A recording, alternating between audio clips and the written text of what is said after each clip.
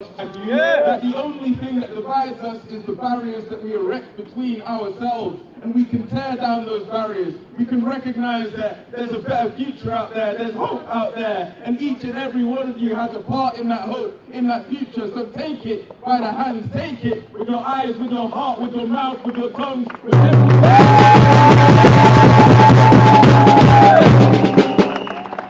Palestine will be free. Congo will be free. Sudan will be free. Homelessness will be eradicated one day. People will be free one day. And we're going to make it happen day by day with everything that we do. The struggle doesn't die here. It lives here. Thank you.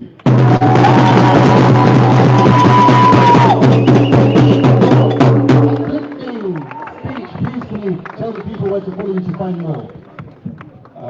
No vote, but it's not just me. There's so many groups who make this kind of thing possible, who make this kind of thing happen. So please, come here at the end and follow everybody who comes up to speak, because they all need your support. And the only way that we can combat a Rupert Murdoch or the powerful people who own and control our media and our spaces is to provide a people-powered alternative, and everyone is part of that. So thank you. Representing the grassroots movement in London. Our next speaker, we have Dr. Sri Ann, who has had a lot of extensive experience firsthand working as a doctor in Palestine. Not only that, she's also the founder of Medical Aid for Palestine. Can we have a round of applause for Dr.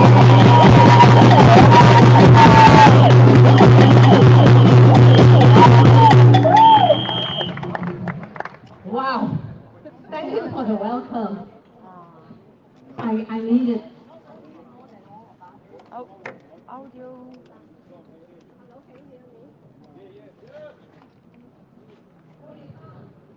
Free Palestine! Free Palestine! Okay, as I was reading home, I saw on the social media that they have just bombed and killed 71 Palestinians in a safe zone of Al-Mawasi. Shame! Shame! It is painful to follow the news very closely and not find anything on the mainstream media about this. But while I was coming, I could only think of the 4 women in Gaza City shot dead 3 days ago. And they were shot dead because they wanted to empty Gaza City, ethnically cleanse it, and these 4 women could not evacuate because they're looking after one of them in a wheelchair. Instead of giving them time, they killed all of them. So this is the situation.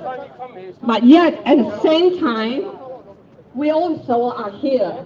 We have been here for 9 months, regularly remembering and also crying and supporting it and making it known to the people in Gaza that we have not forgotten them. We are the other arm of their struggle. Yes. We are the other arm of their liberation.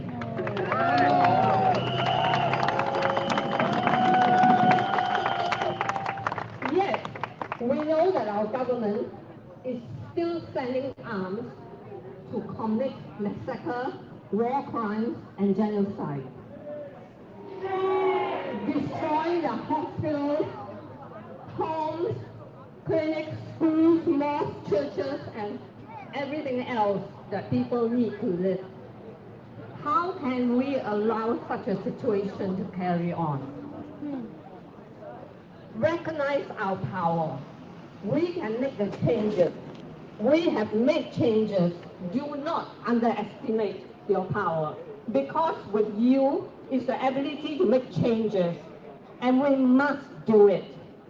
There is no way out. Not to do it is a crime. Not to do it will lead us to regret. opposition leader has now become a prime minister. He was the one who thought that the denial of food and water to the people of Gaza is a right of self-defense.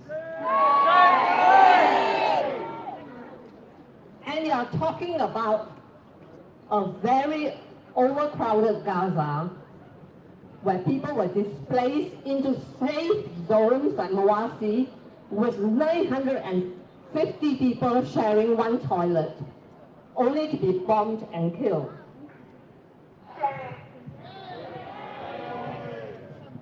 For me, it is doubly painful. It compounded my pain by the fact that the charity I have founded and nurtured for more than 4 decades for the Palestinians, hoping that it will be their NGO, it will support them to the day when they don't need us anymore, had supported its CEO to campaign with the leader of that party. I hate to say this because it is so painful. MED was founded by us for the Palestinians. After the Sabra Shatila massacre, we say we are weak and powerless. We do not have armies to defend you, but we will do all we can to make sure that you will build your hospitals, you take care of their wounded, and we will make your story known and will tell it to the whole world. Even when we run out of money and we've got no antibiotics to give you, when our doctors are deported, we will still speak up for you. And that is the first job of MED, to advocate for the Palestinians.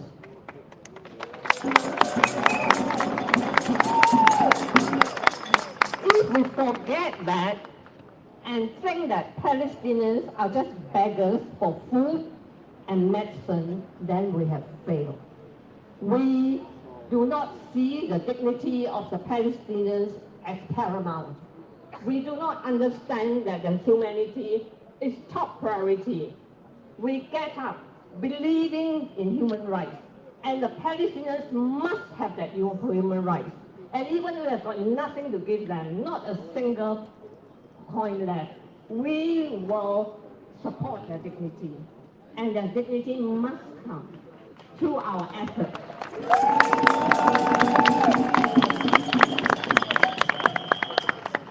Massacres are never neutral. Massacres are orchestrated and designed.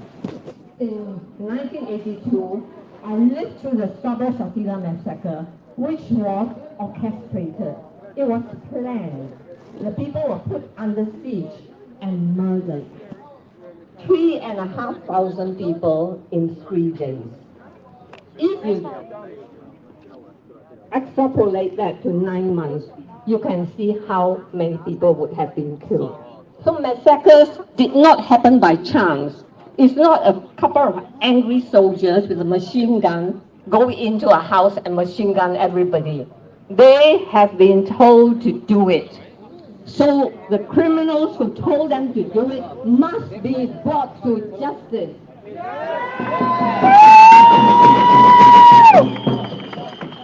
The bombs and bullets have killed 38,000, with more than 10,000 still buried under the rubble. Wounded 87,000 and created 21,000 children with no surviving family, with another 20,000 children missing.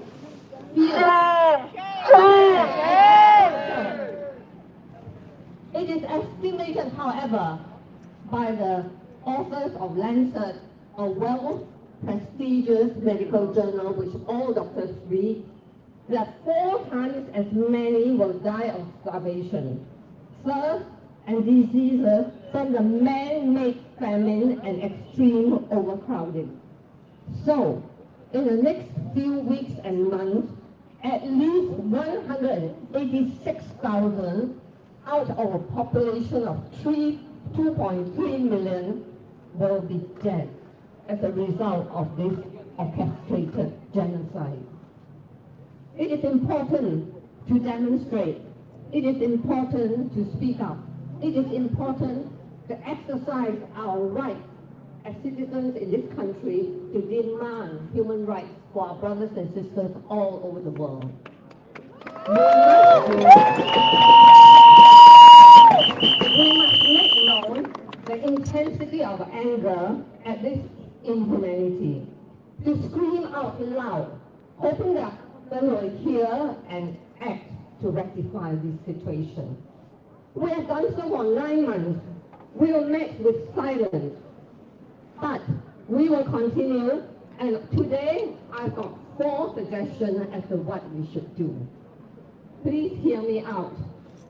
Firstly, do not give money to organizations that purport to support Palestinians but do not take a clear stand against the war crimes and genocide committed against them.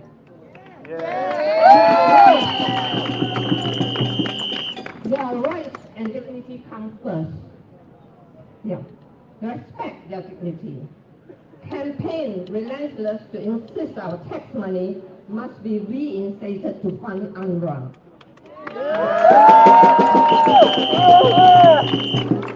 The previous government defunded UNRWA.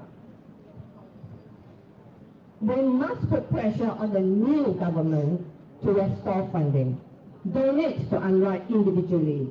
UNRWA has fed, vaccinated, educated, provided primary health care, and built shelters for Palestinians for 75 years. If you care for Palestinians, you must support UNRWA because they keep the Palestinians alive and the right of return alive.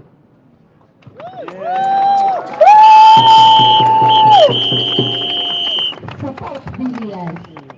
I do not have to belabor the fact. You know, it is the most powerful weapon that all of us have in our hands. Do not forget, you have that power in their hands. Finally, support each other, for we are all on the same journey. It is a long and tough journey for the Palestinians. Be with them till the end, and be with each other.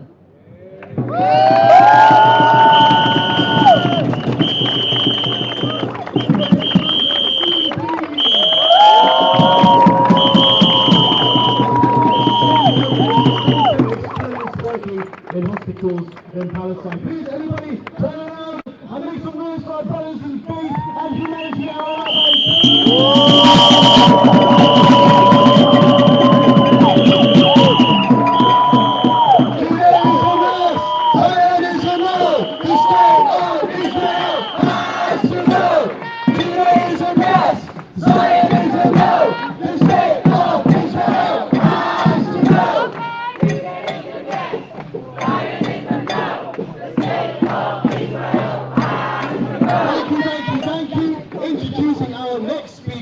Another very recognizable face, Andrew Feinstein, who served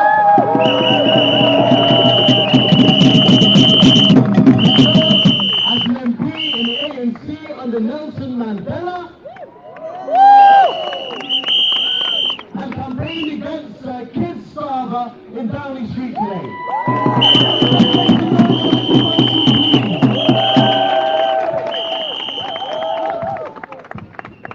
Thank you very much, and thank you so much to the organizers and to all of you for being here.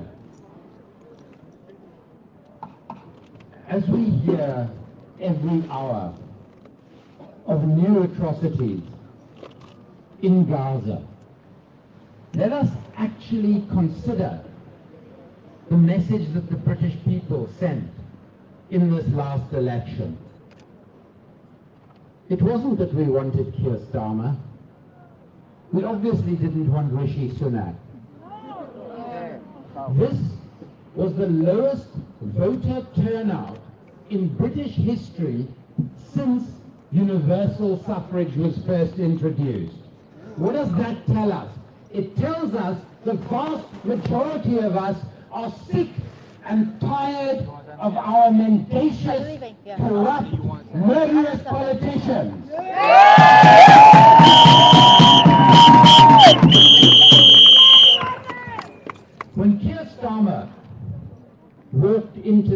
building across the road. He became the first person in British electoral history to enter Downing Street, not having not increased his majority in his own constituency, which every single other Prime Minister in history has done. His vote was cut by half.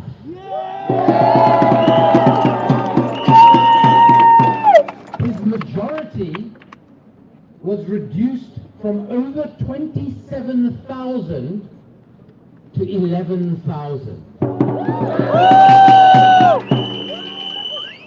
That tells us that if we had a proper choice in this country, not just a choice between two Zionist-supporting, neoliberal, corrupt political parties, the vast majority of people in this country would not want that Knight of the Realm in Downing Street.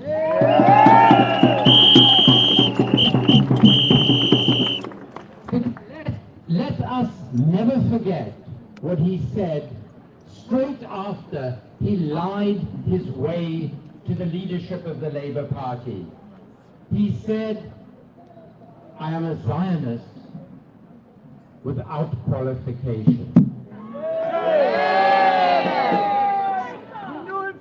This pathetic excuse of a human being who claims to have been a human rights lawyer but does not have the humanity to call for a ceasefire or to halt arms sales to Israel, even though he now has the power to do so. In his own constituency of Holborn and St Pancras, people want investment in the NHS. People want decent, low-cost housing. Not what Keir Starmer and his billionaire mates call affordable housing.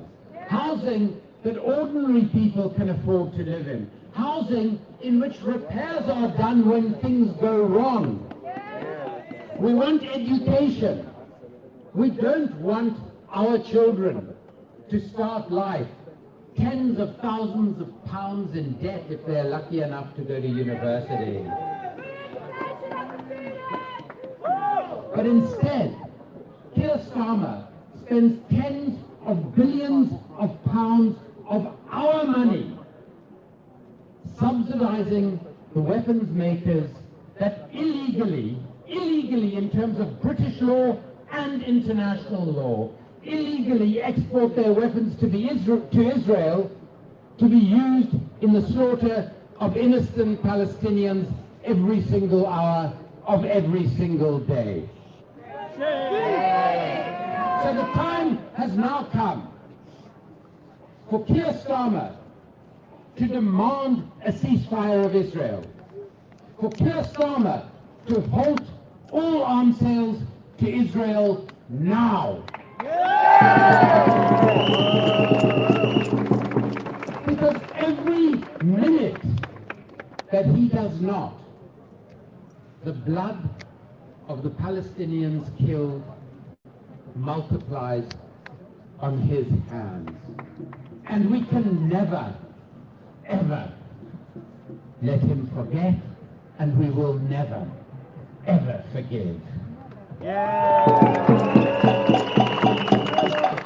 What we are going to do now is in his own constituency of Holborn and St Pancras, in Camden, in Islington North, where Jeremy Corbyn won by over 8,000 votes, achieving over 6,500 more votes than Keir Starmer did in his own constituency.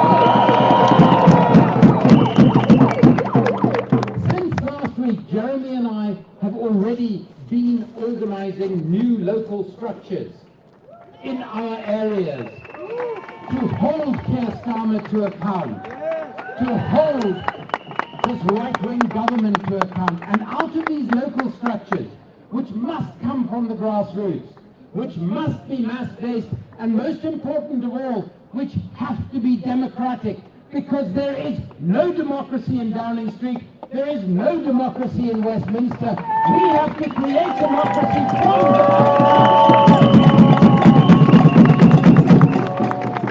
and from our local organizations, we are going to build a mass-based, grassroots and democratic movement across this country that is going to change the structures and functioning of our politics forever. Because we will not allow the ruling elite and their billionaire donors to conduct one more farcical election like we have just endured.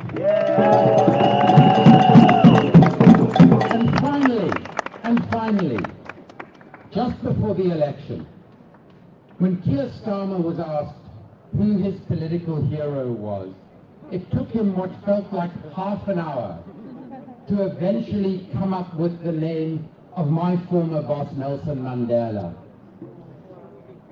Well, Keir Starmer, let me tell you something. Nelson Mandela, a man of integrity, of courage, of commitment, of principles, of humanity, was everything you are not.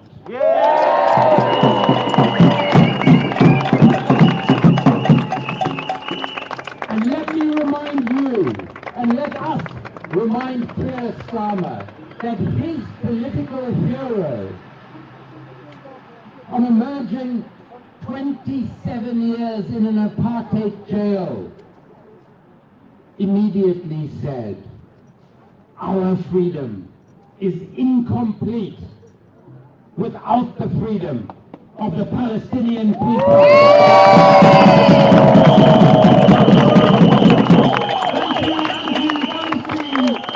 Representing the people's politics, Jeremy Corbyn!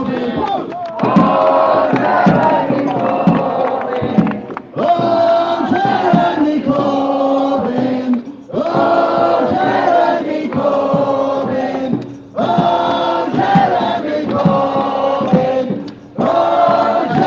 Jeremy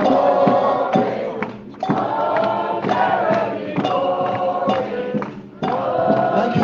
I'm sure Andrew will make sure Jeremy Corbyn heard what we did today in his name. Introducing our next speaker, we have Fiona Lally. I'm sure.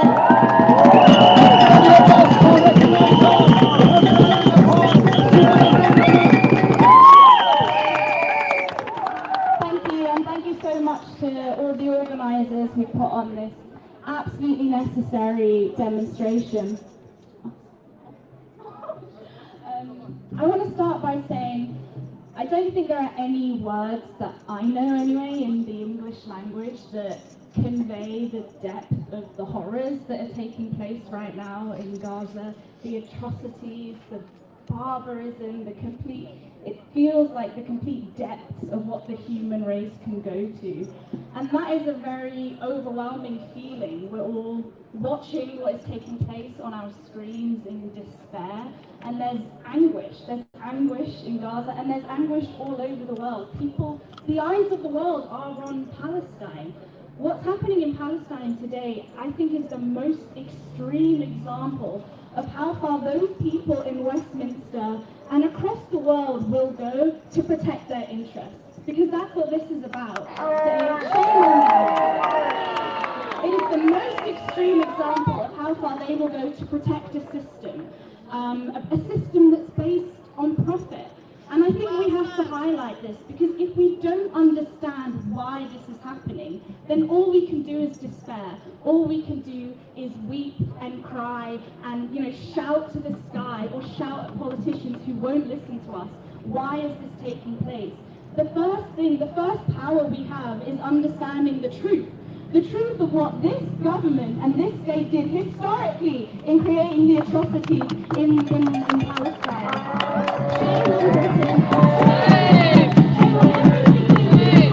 That set up that disgusting horror show in the first place, and that all of the black lives in their hands, not just since October, but for the last 76 years. And that is the strength that we have, right? Think about how much that government and its media has put into convincing all of us otherwise, not just in the last 9 months, but the last decade. How much propaganda they have invested in Britain, in America, and all over the world that Israel is a democracy and it's the only democracy in the Middle East. It's disgusting. But the strength of our movement today is people can see through that.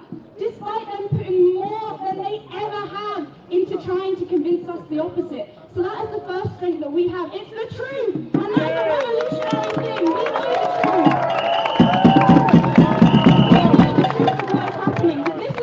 A random aberration of humanity. This is the logical endpoint of imperialism, a system that bases itself on profit, which puts profit above human life. And they do it in Palestine, and they do it here. That is why the NHS is underfunded. That is why education is underfunded. That is why housing is in a complete depth of humanity here as well. Because we live in a system that puts profit above all human life. This month, by the way, is 30 years since the genocide in Rwanda, an enormous massacre. And it was the French that provided the arms and the funding for that massacre, the French government. The imperialists historically and today, they put their money, they invest in any massacre, any violence, any horrors, if it will maintain, including in Israel, if it will maintain their interests, if it will maintain their profits. But we understand that it's not just a horror show of humanity, of evilness in an abstract way. It is the logical conclusion of their system. And if they will gamble this whole system and go that far to protect their interests, then we have no alternative than to tear that entire system down.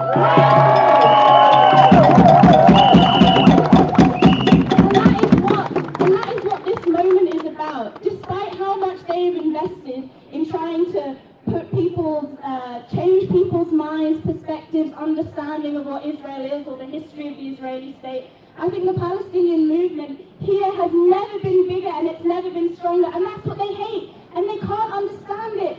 These people are so out of touch. They're out of touch on the question of Gaza, but they're out of touch in general, and they're sitting on a powder keg in society. The low turnout in this election is not because people don't care, it's because people are angry. It's because they know exactly who they are and exactly what they represent.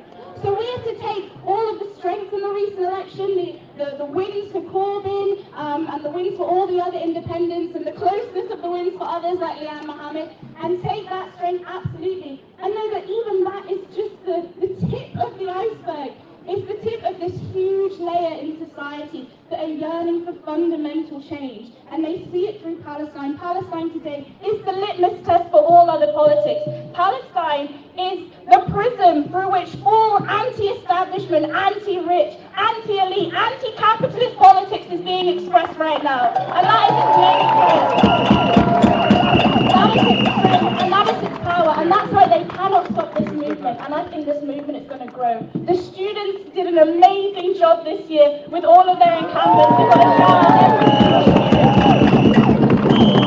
and now the job, I would say, of all the incumbents and the movement as a whole is have the confidence that we already know. The majority of people in Britain do not support sending weapons to Israel. We know that. The polls have proved that. So all we have to do is go out and connect it. Why has Statmer just increased defense spending again and supported NATO and is giving billions more to Ukraine, whilst at the same time the NHS is desperately leaking in its underfunding? It's disgusting. We have the arguments and we have the truth and we have the numbers and we have the strength on our side. That's the most important thing.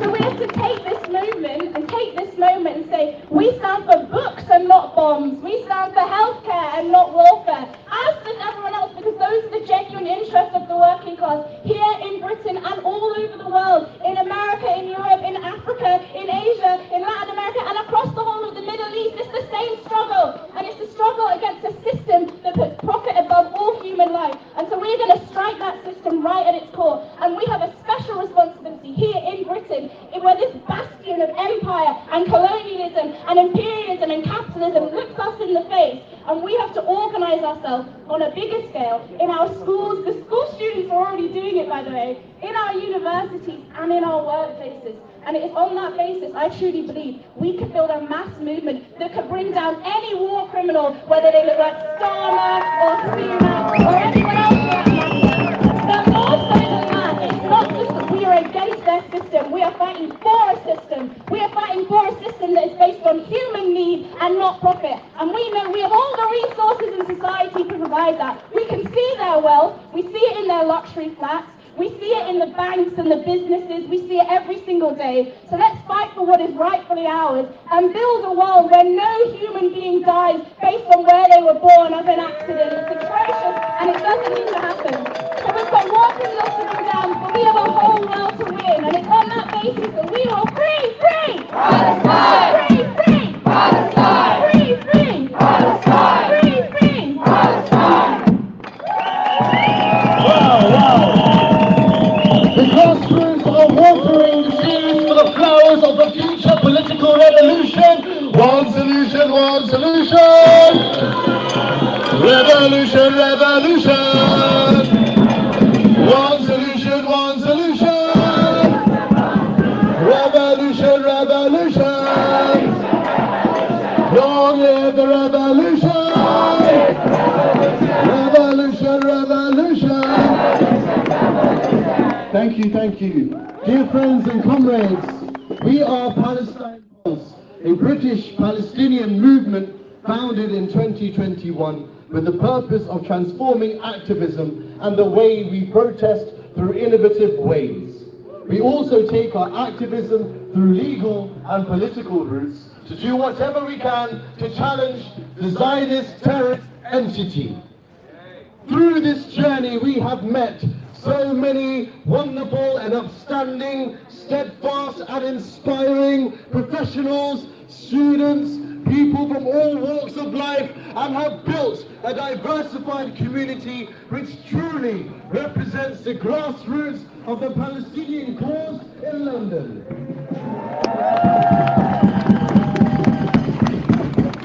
On July 2024, the Lancet estimated that 186,000 or more Palestinians have so far been killed by Zionist terrorism during the ongoing genocide. We stand here today as a united movement to honor our martyrs who are being systematically killed by weapons sold by leaders in London, Washington and Paris.